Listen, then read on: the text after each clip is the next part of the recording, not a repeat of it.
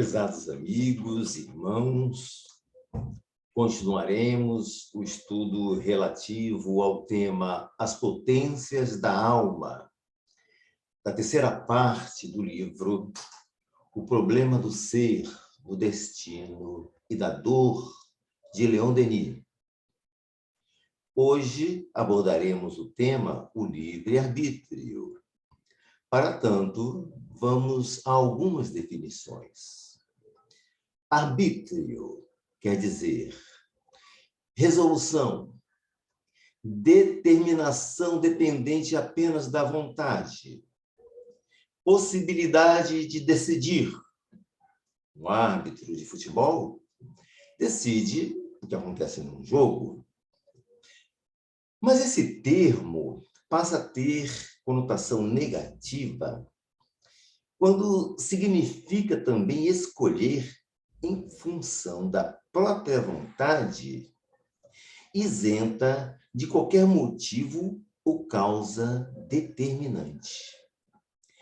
É apenas a vontade de quem a executa. Exemplo, medidas arbitrárias. São medidas unilaterais, exclusivas ou exclusivistas. Regimes arbitrários, são as ditaduras, os regimes totalitários. E ainda, um tribunal arbitrário é, paradoxalmente, um tribunal que ignora padrões reconhecidos de direito e justiça. A definição também se aplica a julgamentos conduzidos por autoridades judiciais legítimas que intencionalmente ignoram as obrigações jurídicas e éticas. Vamos agora a um pensamento antigo que mostra a gravidade da questão. Tanto as virtudes como os vícios dependem da vontade do indivíduo. Onde estamos em condições de dizer não, podemos também dizer sim. De forma que, se cumprir uma boa ação depende de nós, dependerá também de nós não cumprir uma ação má. Esse pensamento é de Aristóteles, filósofo grego, discípulo de Platão, que viveu entre os anos 384 e 322 a.C., e que está de acordo com a passagem evangélica. Seja o vosso dizer sim, sim, não, não. Vejamos o que diz a questão 843 de O Livro dos Espíritos. Tem o homem o livre-arbítrio de seus atos? Pois que tem a liberdade de pensar, tem, igualmente, a de obrar. Sem o livre-arbítrio, o homem seria máquina.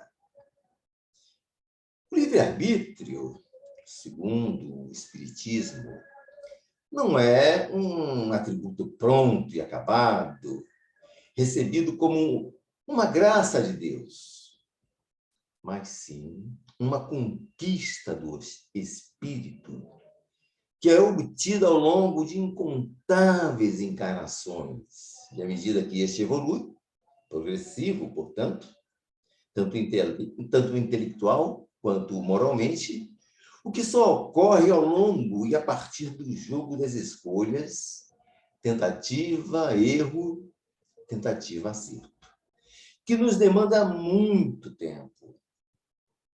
O Espiritismo nos ensina que a natureza não dá saltos. E o homem, enquanto espírito perfectível, ou seja, destinado à perfeição, também faz parte da natureza. Esse tema foi amplamente discutido ao longo da história, juntamente com outro que lhe está intimamente associado, o determinismo.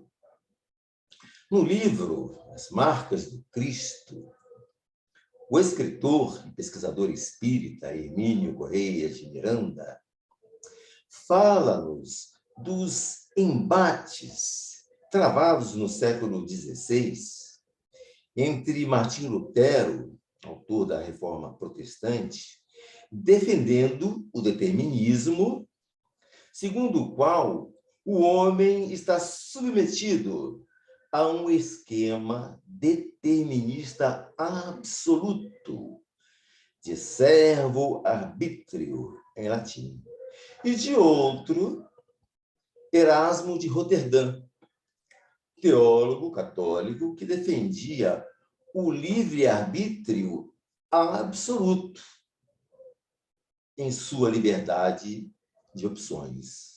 Delibero arbítrio, também em latim.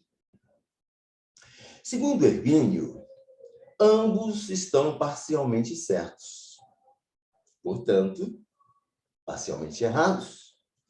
Mas somente a doutrina espírita, já na segunda metade do século XIX, teria condições de explicar o que parecia inexplicável e irreconciliável. Notemos a reconciliação entre essas questões que a doutrina espírita faculta. O homem é, ao mesmo tempo, subordinado a um esquema determinista e livre para fazer opções. Como assim? Segundo Leon Denis, à primeira vista, a liberdade do homem parece muito limitada no círculo de fatalidades que o encerra. Necessidades físicas, condições sociais, o meio em que vive, interesses ou instintos. Por exemplo, trabalhar, cuidar da família, da saúde, enfim, das obrigações que lhe surgem na vida como fatalidade, que ele não pode nem deve fugir.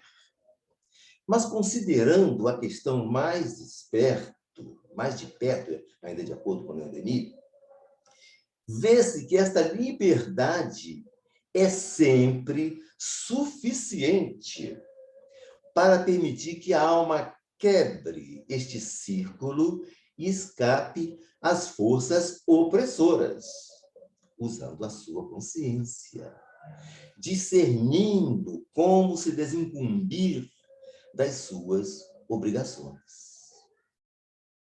Estamos todos submetidos pela lei divina ao progresso. Este, o grande determinismo universal. Mas somos todos livres em relação às nossas escolhas, para que possamos colher os frutos da nossa sementeira, nessa caminhada e, consequentemente, termos os méritos das nossas conquistas. Por isso é que o livre-arbítrio constitui uma das potências da alma. Vale aqui citar que a visão espírita em relação a tão profundas questões se aplicam a outras que pareciam antagônicas, como a ciência e a religião. Allan Kardec, em O Evangelho segundo o Espiritismo, faz importantes comentários no capítulo 1º, com o título Aliança da Ciência e da Religião, mostrando que ambas são alavancas da inteligência humana. Uma, a ciência, revela as leis do mundo material, e a outra, a religião, a do mundo moral. A incompatibilidade que se julgou existir entre essas duas ordens de ideia provém apenas de uma observação defeituosa e de excesso de exclusivismo de um lado e de outro. Assim, a doutrina espírita demonstra que uma complementa a outra, na verdade. Vamos ainda aqui nos valer do Espírito Emmanuel, no livro O Consolador, psicografado por Francisco Cândido Xavier, na questão 132. Há determinismo e livre-arbítrio ao mesmo tempo na existência humana? Ele responde: determinismo e livre-arbítrio coexistem na vida, entrosando-se na estrada dos destinos para a elevação e redenção dos homens. O primeiro, o determinismo, é absoluto nas mais baixas camadas evolutivas, nos seres irracionais. E o segundo, o livre-arbítrio, amplia-se com os valores da educação e da experiência, mas sobre ambos pairam as determinações divinas. O determinismo legou ainda a doutrina da predestinação da alma, defendida por Calvino e Zwinglio, teólogos protestantes, e o próprio Lutero, segundo a qual Deus, quando cria os seus filhos, já os destina à salvação ou à perdição, o que faz do Criador um ser parcial, caprichoso e até monstruoso. De nada valeriam, portanto, a fé, as boas obras e o livre-arbítrio. Ainda hoje, muitos aceitam essa doutrina. Para você ter uma ideia, numa reunião mediúnica, em nossa casa de espírita, nossa casa de Jesus, se apresentou certa vez um espírito defendendo essa ideia, mas a dialogadora designada para atendê-lo evitou o assunto e buscou mostrar-lhe a sua realidade naquele momento e a percepção que poderia ter da sua verdadeira destinação espiritual. Conduzido o diálogo com muita paciência e amor, o irmão acabou se rendendo às suas argumentações. Ele talvez pensasse que iria encontrar ali um embate, tipo aquele que nós citamos, mas ele encontrou, foi muita paciência e muito amor. Quando, afinal, surge o livre-arbítrio? Segundo o espírito André Luiz, no livro Evolução em Dois Mundos, psicografado por Francisco Cândido Xavier e Valdo Vieira, quando o ser alcança a condição de espírito, ser pensante, depois que passa pela longa trajetória da evolução anímica, que se dá no plano horizontal. Significa dizer que todos os seres evoluem, como diz a questão 540 do Livro dos Espíritos, do átomo ao arcanjo. Há um princípio espiritual que anima todos os seres e que vai animar as inúmeras formas de vida. Por isso que ocorre no plano horizontal. Esse princípio espiritual, que do vírus, que é uma transição entre o reino mineral e o reino vegetal, vai animar progressivamente as outras formas de vida nos reinos vegetal e animal. Tal experiência, segundo André Luiz, leva a cerca de 1.500.000.000 de anos. É o determinismo absoluto.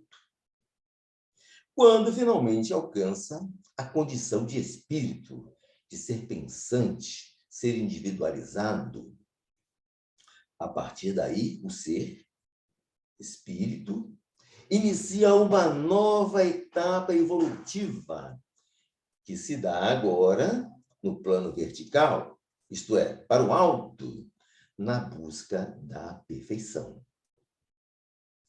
Na aquisição dos valores morais e intelectuais, e aí entra o livre-arbítrio.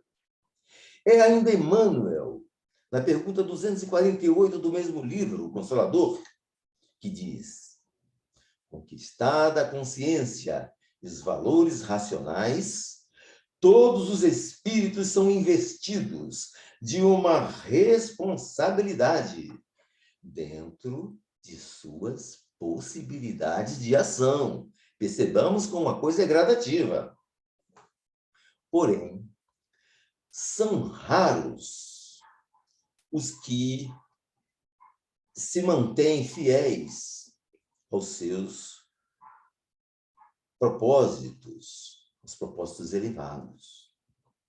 Colocada por Deus no caminho da vida como discípulo que termina os estudos básicos, a alma nem sempre sabe agir em correlação com os bens recebidos do Criador, caindo, utilizando o livre-arbítrio, pelo orgulho e pela vaidade, pela ambição e pelo egoísmo, quebrando a harmonia divina pela primeira vez e penetrando em experiências penosas a fim de restabelecer o equilíbrio de sua existência. As explicações estão de acordo com o que diz o Espírito Santo Agostinho, no capítulo 3º de O Evangelho segundo o Espiritismo, capítulo 16, que trata dos mundos regeneradores. Ele diz: já se vos há falado de mundos onde a alma recém-nascida, ou seja, saída da fase animal, é colocada, quando ainda é ignorante do bem e do mal, mas com possibilidades de caminhar para Deus, senhora de si mesma, na posse do livre-arbítrio. Quando o ser, por fim, alcança a condição de espírito. Já também se vos revelou de que amplas faculdades é dotada a alma para praticar o bem. Mas há os que sucumbem pelo exercício do livre-arbítrio. E Deus, que não as quer aniquiladas, lhes permite irem para esses mundos primitivos, de provas de expiação, onde de encarnação em encarnação se depuram, regeneram e voltam dignas da glória que lhes fora destinada.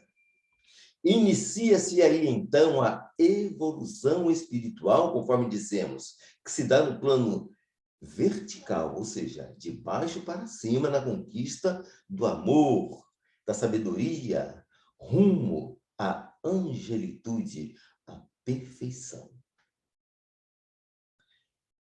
4 influências que o livre-arbítrio sofre: predisposições instintivas, organismo, aberração das faculdades e posição social.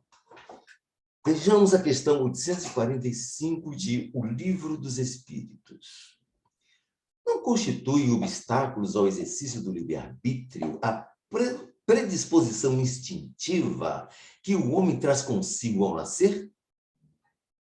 Eles respondem: as predisposições instintivas são as do espírito antes de encarnar. Conforme seja este mais ou menos adiantado, elas podem arrastá-lo à prática de atos repreensivos, no que será secundado, acompanhado pelos espíritos que simpatizam com essa disposição. Não há, porém, arrastamento irresistível, uma vez que se tenha a vontade de resistir o livre-arbítrio. Lembrai-vos de que querer é poder. Aí a questão 846. Sobre os atos da vida, nenhuma influência exerce o organismo? E se essa influência existe, não será exercida com prejuízo do livre-arbítrio? Eles respondem: é inegável que sobre o espírito exerce a influência a matéria, que pode embaraçar-lhes as manifestações. Daí vem que nos mundos em que os corpos são menos materiais do que na Terra, as faculdades se desdobram mais livremente. Porém, o instrumento não dá faculdade. Além disso, cumpre se distingam as faculdades morais das intelectuais. Tendo um homem o instinto de assassínio, seu próprio espírito é indubitavelmente que possui esse instinto. E quem lhe dá não são os seus órgãos que lhe dão. Semelhante ao bruto, e ainda pior do que este, se torna aquele que nulifica o seu pensamento, que só se ocupar com a matéria, pois não cuida mais de se premunir contra o mal. Nisto é que incorre em falta, porquanto assim procede por vontade própria. Questão 847. A aberração das faculdades tira ao homem o livre-arbítrio? Já não é senhor do seu pensamento? Aquele cuja inteligência se acha turbada por uma causa qualquer e desde então já não tem liberdade. E aqui entra a relatividade do livre-arbítrio, que não pode ser absoluto, como dizia o Erasmo de Roterdã. Assim como Deus faculta a liberdade, ele pode tirá-las. As chamadas pessoas intelectualmente fragilizadas, que não têm condições de responder pelos seus atos, essa aberração constitui muitas vezes uma punição que o espírito, porventura, tenha sido noutra existência, fútil, orgulhoso, ou tenha feito mau uso das suas faculdades. Pode esse espírito, em tal caso, renascer em corpo de um idiota, como o déspota no de um escravo e o mal rico no de um mendigo. O espírito, porém, sofre por efeito desse constrangimento de que tem perfeita consciência. Está aí a ação da matéria. É quando se dá a suspensão temporária, como dissemos, do livre-arbítrio, que leva muitos às reencarnações ditas compulsórias. A posição social não constitui, às vezes, para o homem, obstáculo à inteira liberdade dos seus atos? É fora de dúvida que o mundo tem muitas exigências. Deus é justo e tudo leva em conta. Deixa-vos, entretanto, a responsabilidade de nenhum esforço empregardes para vencer esse obstáculo. E retornando ao básico de O Livro dos Espíritos. Todos os espíritos passam pela fieira do mal para chegar ao bem? Eles respondem: pela fieira do mal, não. Pela fieira da ignorância. Por que é que alguns espíritos seguiram o caminho do bem e outros o do mal? Não têm eles o livre-arbítrio? Deus não os criou maus, criou-os simples e ignorantes, isto é, tendo tanta aptidão para o bem quanto para o mal. Os que são maus assim se tornaram por vontade própria. E essa outra pergunta que gostamos muito. Questão 124.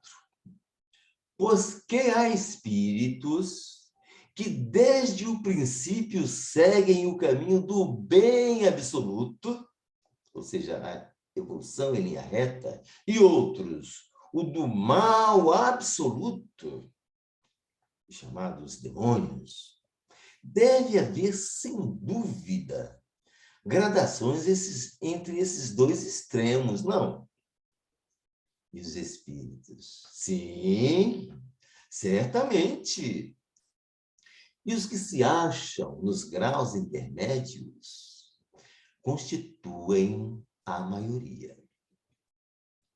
Estamos vendo tratar-se de tema muito complexo, muito denso, mas o seu entendimento nos faculta a infinita sabedoria do Criador, que quer que tudo progrida, que em sua sabedoria impõe o progresso para todos e todos, como resultado da sua suprema vontade. Desta forma, perde sentido todo sentimento contrário ao amor ao próximo, ensinado por Jesus, mostrando-nos o quanto devemos respeitar e amar o nosso próximo, por mais antipático nos pareça, por mais criminoso que seja. É um ser divino, que tem a seu favor o infinito amor de Deus e que trilhou toda a longa jornada igual à nossa. Um futuro radioso, da mais pura felicidade que, consciente ou inconscientemente, almejamos, a todos alcançará. Seremos todos um dia seres perfeitos. Notem que maravilha, que beleza! Seremos todos um dia seres perfeitos, felizes, participantes da criação em plano maior, como diz André Luiz, em plena sintonia com Deus. Que visão extraordinária, repleta de esperanças, que a doutrina espírita nos faculta com este estudo. Para encerrar, lembramos um poema muito lindo, de autoria de Augusto dos Anjos, recebido pela mediunidade de Francisco Cândido Xavier, por sinal, o primeiro livro mediúnico por ele publicado, e ele recebeu esse livro aos 17 anos de idade. O livro foi publicado quando ele tinha 21, que era a maioridade na época, mas ele ainda tinha 17 aninhos de idade, e é de uma beleza extraordinária. Então, o poema ele é um pouco longo, e claro, não vamos ler todo, porque seria um pouco cansativo, mas ele fala dessa trajetória a que nos referimos ao longo do nosso estudo. O poema tem o título de Vozes de uma Sombra. De onde venho? Das eras remotíssimas, das substâncias elementaríssimas, emergindo em cósmicas matérias. Venho dos invisíveis protozoários, da confusão dos seres embrionários, das células primevas, das bactérias. Venho da fonte eterna das origens, no turbilhão de todas as vertigens, em 1000 transmutações fundas e enormes. Do silêncio da mônada invisível, do tetro e fundo abismo negro e horrível, vitalizando corpos multiformes. Sei que evolvi e que sou oriundo do trabalho telúrico do mundo, da terra no vultoso e imenso abdômen. Sofri desde as intensas turpitudes das larvas microscópicas e rudes, a infinita desgraça de ser homem. Na terra, apenas fui terrível presa, simbiose da dor e da tristeza, durante penosíssimos minutos. A dor, essa tirânica incendiária, abatia minha vida solitária, como se eu fora bruto entre os mais brutos. Depois, voltei desse laboratório, onde me revolvi como um infusório, como um animálculo medonho obscuro, até atingir a evolução dos seres, conscientes de todos os deveres, descortinando as luzes do futuro. E vejo os meus incógnitos problemas, iguais a horrendos e fatais dilemas, enigmas insolúveis e profundos. Sombra egressa de lousa dura e fria, grito ao mundo, o meu grito que se alia a todos os anseios gemebundos. E aí ele faz as comparações muito lindas. Homem, por mais que gastes teus fosfatos, não saberás analisando os fatos, ainda que desintegres energias, a razão do completo e do incompleto, como é que em homem se transforma o feto entre os 270 dias. A flor da laranjeira, a asa do inseto, um estafermo e um tales de mileto. Como existiriam? Não perceberás. E nem compreenderás como se opera a mutação do inverno em primavera e a transubstanciação da guerra em paz. Como vivem o novo e o obsoleto, o ângulo obtuso e o ângulo reto dentro das linhas da geometria. A luz de Miguel Ângelo nas artes e o espírito profundo de Descartes no eterno estudo da filosofia. Porque existem as crianças e os macróbios, nas coletividades dos micróbios, que fazem a vida enferma e a vida sã. Os antigos remédios alopatas e as modernas dosagens homeopatas, produtos da experiência de Hahnemann.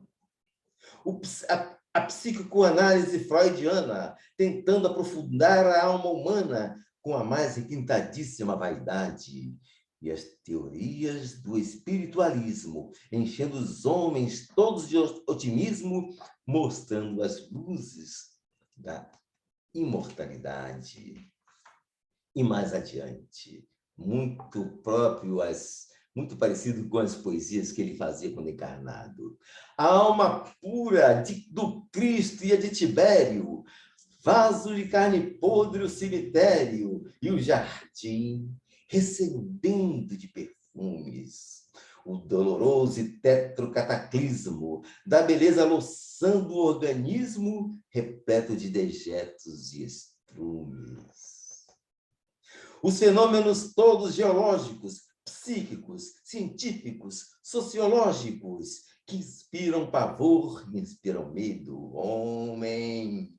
Por mais que a ideia tua gastes na solução de todos os contrastes, não saberás o cósmico segredo.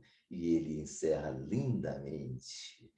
E apesar da teoria mais abstrusa, dessa ciência inicial confusa, a que se acolhe em míseros ateus, caminharás lutando além da cova, para a vida que eterna se renova, buscando as perfeições do amor em Deus. Que possamos buscar esse objetivo o quanto antes, mediante a educação e a prática do bem, da paz e muita luz.